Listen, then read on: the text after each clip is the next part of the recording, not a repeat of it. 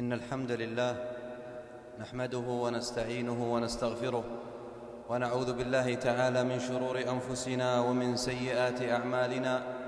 من يهده الله فلا مضل له ومن يضلل فلا هادي له، وأشهد أن لا إله إلا الله وحده لا شريك له، وأشهد أن محمدًا عبده ورسوله صلى الله عليه وعلى آله وأصحابه ومن تبعهم بإحسان إلى يوم الدين وسلم تسليماً كثيراً. يا أيها الذين آمنوا اتقوا الله حق تقاته ولا تموتن إلا وأنتم مسلمون. يا أيها الذين آمنوا اتقوا الله وقولوا قولاً سديداً يصلح لكم أعمالكم ويغفر لكم ذنوبكم، ومن يطع الله ورسوله فقد فاز فوزاً عظيماً. أما بعد أيها المسلمون،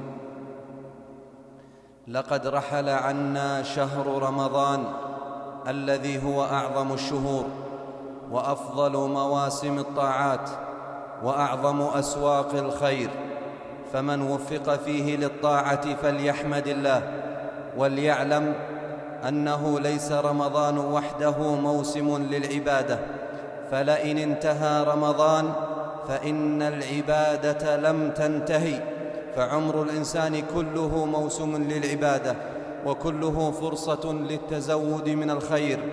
قال ربنا سبحانه: وما خلقت الجن والإنس إلا ليعبدون.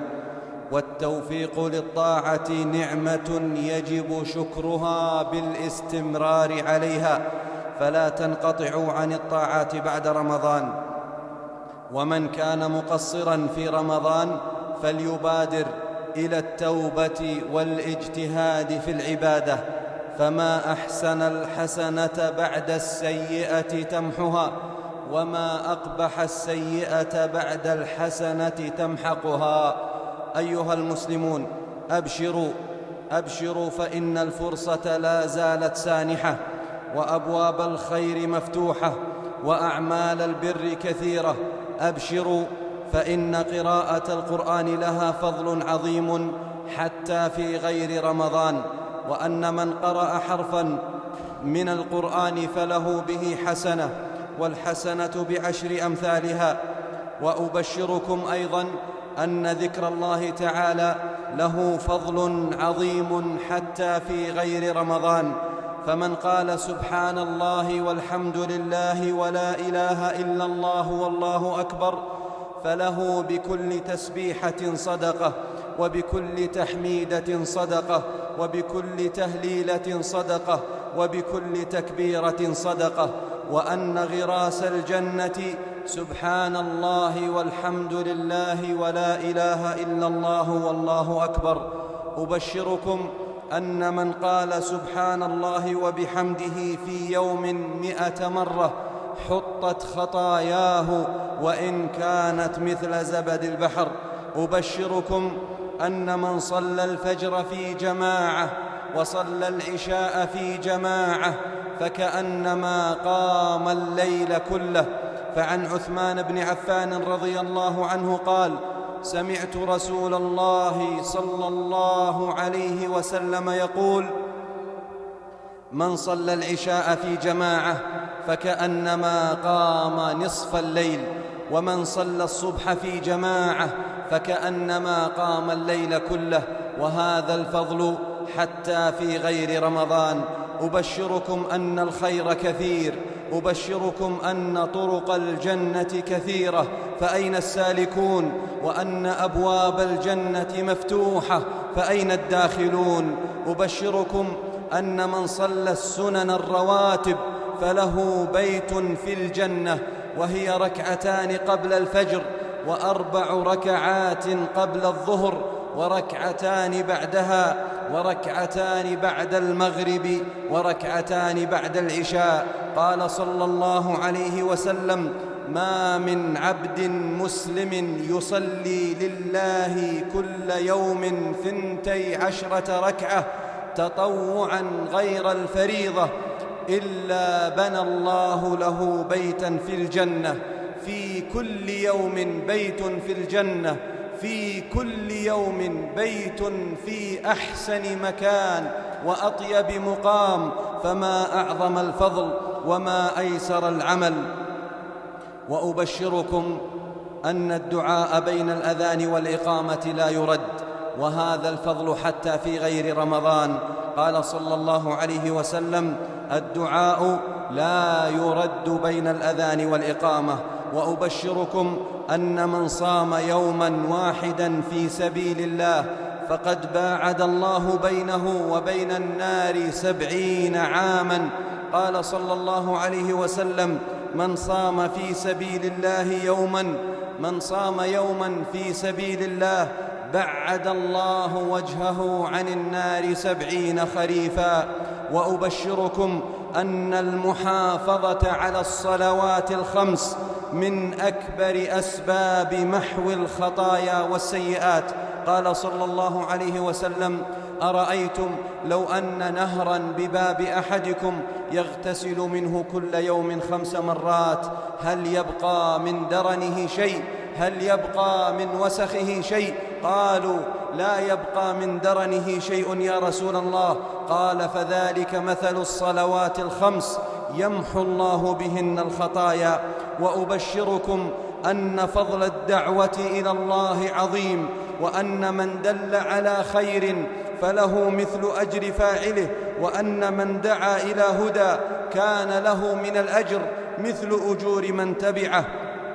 فمن ذكر الناس بصلاة الوتر فله مثل أجرها، ومن ذكر الناس بفضل قراءة القرآن فله مثل أجرها، ومن ذكر الناس بفضل الصلوات الخمس فله مثل أجرها، ومن ذكر شخصا بصيام يوم تطوعا غير الفريضة فله مثل أجره، ومن ذكر الناس بفعل عبادة فله مثل أجرها، لأن النبي صلى الله عليه وسلم يقول: من دل على خير فله مثل أجر فاعله. وأبشركم أن الإصلاح بين المتخاصمين له فضل عظيم، وأنه أفضل من صلاة النافلة، وأفضل من صيام النافلة، وأفضل من صدقة النافلة. قال صلى الله عليه وسلم: ألا أدلكم على أفضل من درجة الصلاة والصيام والصدقة؟ قالوا: بلى يا رسول الله. قال: إصلاح ذات البين، فإن فساد ذات البين هي الحالقة. لا أقول إنها تحلق الشعر، ولكن تحلق الدين. فما أعظم فضل الله علينا، وما أكثر الخير، وما أسهل العبادات، وما أيسر العمل. وأبشركم أن الله تبارك وتعالى ينزل في كل ليلة إلى سماء الدنيا فيقول: هل من داع فأستجيب له؟ هل من سائل فأعطيه؟ هل من مستغفر فأغفر له؟ وذلك في كل ليلة. أبشركم أحبابي، أبشركم بهذه الهبات العظيمة حتى تنشط همتنا وتقوى عزائمنا على العبادة، فإن النفوس لتفرح بالبشارة، وإن القلوب لتسعد بها. فاغتنموا أعماركم في طاعة الله سبحانه، ولا تكسلوا عن العبادة بعد رمضان، لا تكسلوا عن العبادة بعد رمضان، فإن رب رمضان هو رب الشهور كلها، والحياة فرصة، والموت بغتة، والحساب دقيق، ولا يظلم ربك أحدا. أسأل الله تبارك وتعالى أن يعيننا وإياكم على ذكره وشكره وحسن عبادته.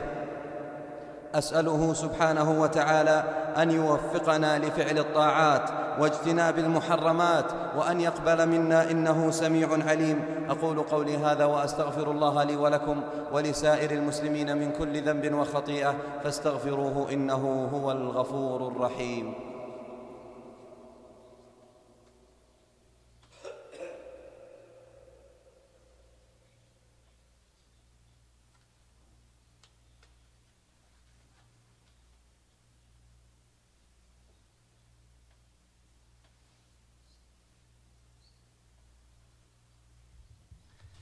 الحمد لله وحده، والصلاة والسلام على من لا نبي بعده، وبعد.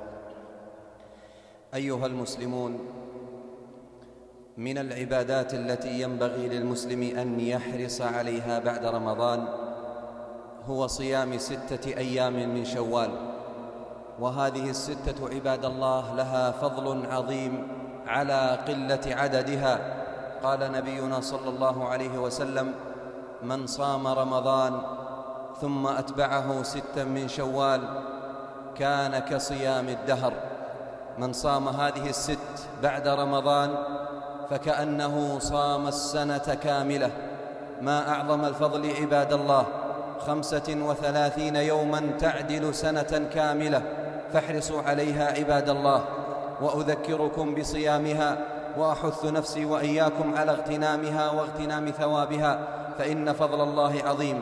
واعلموا عباد الله أنه يجوز أن تصام هذه الأيام متفرقة، فلا يلزم لمن صامها أن يصومها متتابعة. فمن صامها متفرقة في شهر شوال فقد حصل على الأجر إن كان مخلصا لله سبحانه وتعالى. وأذكركم أيضا أنه يجوز أن تصام هذه ال6 أيام حتى وإن كان على المسلم قضاء من رمضان.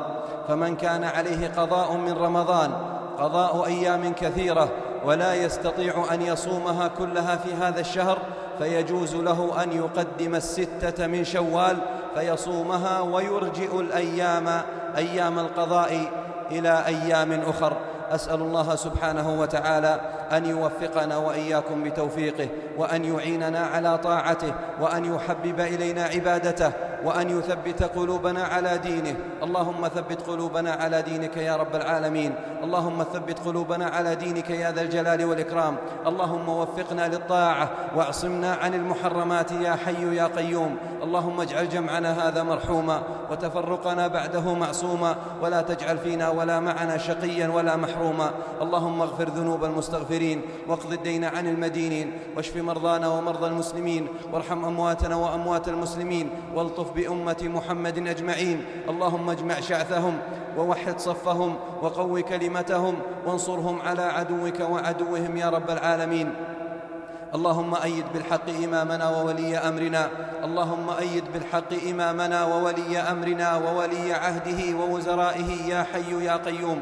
اللهم احفظ بلادنا من شر الأشرار وكيد الفجار وحقد الحاقدين وحسد الحاسدين يا رب العالمين. اللهم وأمن ديار المسلمين أجمعين يا رب العالمين. اللهم انصر من نصر الدين واخذل من خذل الدين. اللهم ارحم المسلمين والمسلمات والمؤمنين والمؤمنات الأحياء منهم والأموات يا رب الأرض والسماوات. سبحان ربك رب العزة عما يصفون، وسلام على المرسلين، والحمد لله رب العالمين.